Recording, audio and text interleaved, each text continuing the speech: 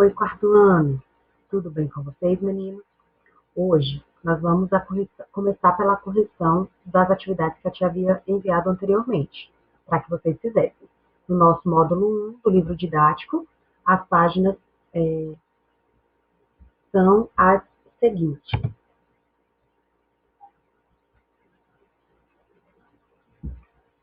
Páginas 62 e 63 do nosso livro didático. Peguem aí, vamos acompanhar a correção. Ao longo do vídeo da tia, se você achar pertinente, quem está assistindo o vídeo com você também pode te ajudar nisso, você pode ir pausando o vídeo. Para quê? Porque aí a tia vai falando, você vai verificando as suas questões para ver se está correto, tá bom? E aí você vai conseguindo fazer as suas correções e acompanhar a aula de hoje. Certinho? Vamos lá. Na página 62, era para discutir o texto. Discutindo o texto é o nome da seção. Questão 1 falava o seguinte: localize as informações no texto lido. Que apelido foi dado ao Picnonemossauro? Por quê? Eles deram o apelido de grande caçador, porque ele era capaz de comer qualquer animal à sua frente.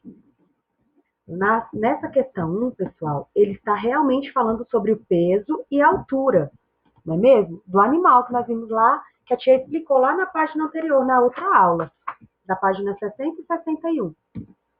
E lá no texto, você pode buscar algarismos para que você acelere esse processo aí na localização da informação, tá bom? Que foi o que ele pediu aqui na questão, na letrinha A, na questão 1. Ok? Na B, qual era a altura, o comprimento e o peso? Justamente essa questão que a tia falou. Então, você voltando lá no texto, você vai ver que ele tinha 4 metros de altura, 7 metros de comprimento e pesava 6 toneladas. Por isso que ele ficou conhecido como grande caçador. Era um animal enorme, né? Na letra C, pessoal, ele pergunta: onde foram encontrados os primeiros fósseis do Picnonemossauro? Então, vamos responder aí. Verifiquem se as questões de vocês estão parecidas com a da tia. Os primeiros fósseis desse dinossauro foram encontrados em Cuiabá, no estado do Mato Grosso. Né? Se você voltasse lá, olhasse as informações do texto, estava facinho de você encontrar aí. Tá bom? A resposta da questão 1, todinha aí, então. Vamos a 2. O que indica o trecho entre 80 milhões e 70 milhões de anos atrás?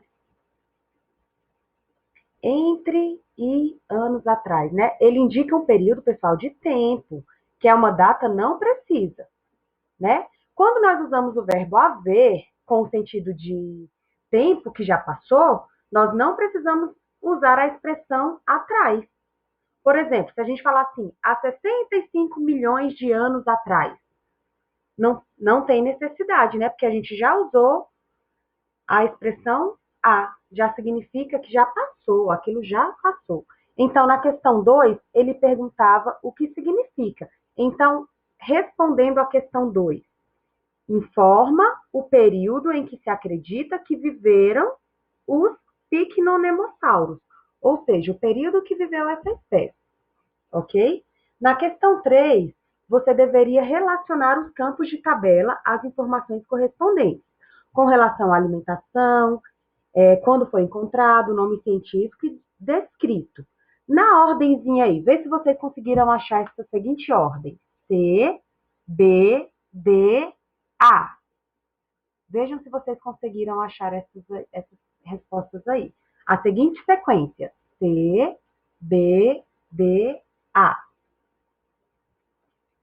Agora, nós vamos à página 63, conhecendo um pouquinho o gênero. Dá uma olhadinha aí. Relembre o que você já sabe sobre o texto enciclopédico e marque um X nas afirmações que você julgar corretas. Na questão 1 aí, nós vamos marcar a primeira, a segunda, a terceira e a Primeira, segunda, a terceira não, nós não vamos marcar a terceira. Você tá vendo aí que no xizinho da tia, ó, ele está sem marcar. A quarta e a quinta. Vê se você conseguiu acertar aí. Ok. Muito bem, a tia vai dar um tempinho para ir arrumando quem achar necessário. Na 2, pessoal, ele traz algumas informações específicas, né? TE significa texto positivo, QI é o quadro de informações, IA, ilustrações artísticas, MA é igual a mapas, e quando tiver IT, vão ser as ilustrações técnicas. Daí você tinha que voltar lá e identificar cada um desses itens lá na página 60 e 61.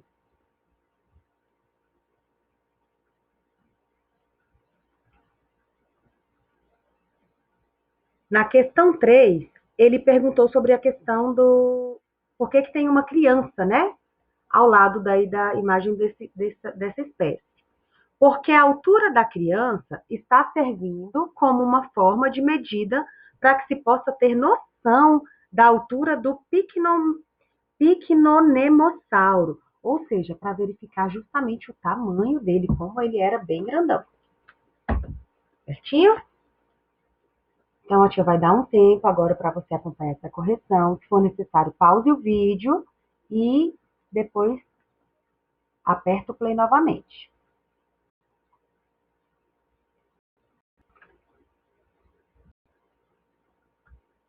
Vamos lembrar um pouquinho sobre verbete enciclopédico.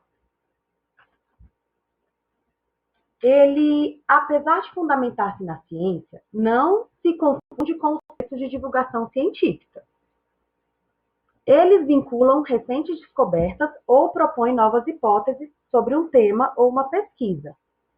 Por isso, pessoal, as enciclopédias são uma ótima fonte de pesquisa sobre conhecimentos já consolidados, ou seja, aquilo que já se sabe, né, pela comunidade científica.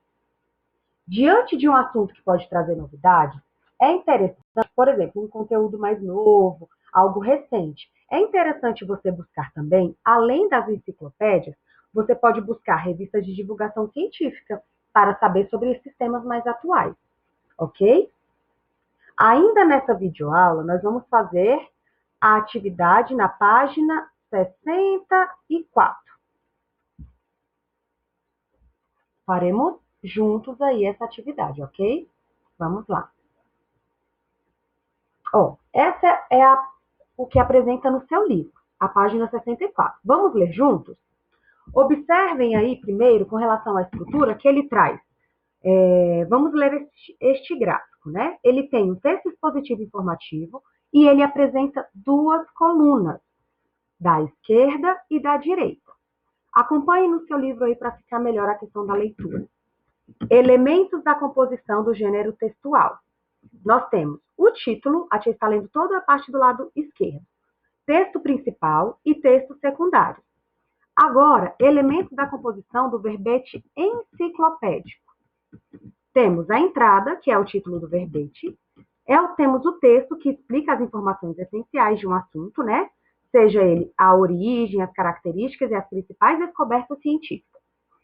E apresenta também quadros, tabelas, gráficos e infográficos, mapas e ilustrações artísticas e técnicas e outros textos. Observe aí embaixo que se trata de dicionário, texto expositivo didático e texto expositivo acadêmico. Agora, você está verificando aí na sua questão, na sua página 64, que tem uma questão, duas letrinhas para você responder. Então, a tia vai dar um tempo agora para você responder a letra A e a letra B. Na A, ele pergunta, o que é a entrada do verbete? Tem aí o tempo para responder a sua atividade. E na B, ele pergunta, todos os verbetes enciclopédicos devem ter textos secundários? Por quê?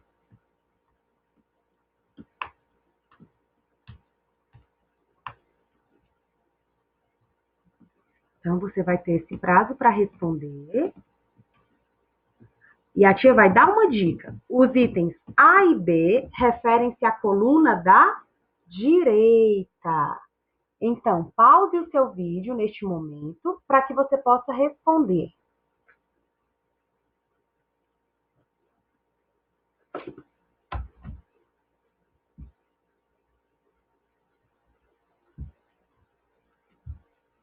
Conseguiu realizar?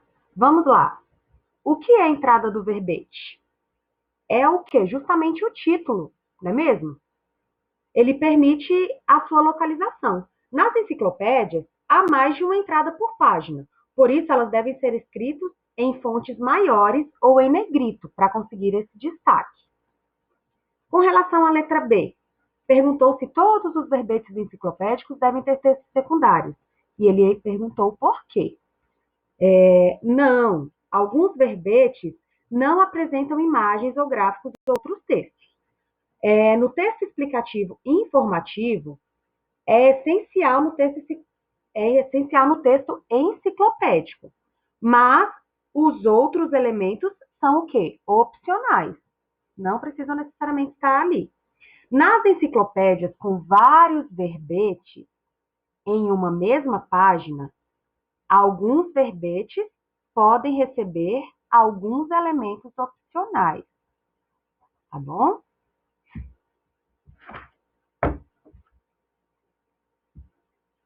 Um tempo aí para você arrumar suas atividades.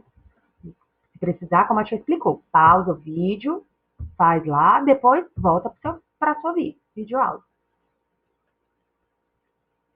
Na página 65, meninos, hoje vocês estão vendo que nós estamos indo juntos, né? Realizando atividades juntos, porque está tratando de um conteúdo um pouquinho mais específico, um pouquinho mais complicado, tá bom? Em sala, se nós estivéssemos fazendo, a tia estaria auxiliando, estaria ali ajudando vocês nesse sentido. Por isso que a videoaula de hoje está sendo dessa forma. Na página 65, pessoal, ele vai trazer o verbete enciclopédico e ele vai trazer algumas descrições dele para facilitar. Leia aí no seu livro, por favor. Temos a produção e circulação. Eles são publicados aonde? Em enciclopédias, impressas ou virtuais. Agora, os verbetes podem ser escritos por um ou mais enciclopedistas ou pesquisadores. O público-alvo lê verbetes para conhecer informações e curiosidades sobre vários assuntos, tá bom? Assuntos aí dos mais variados.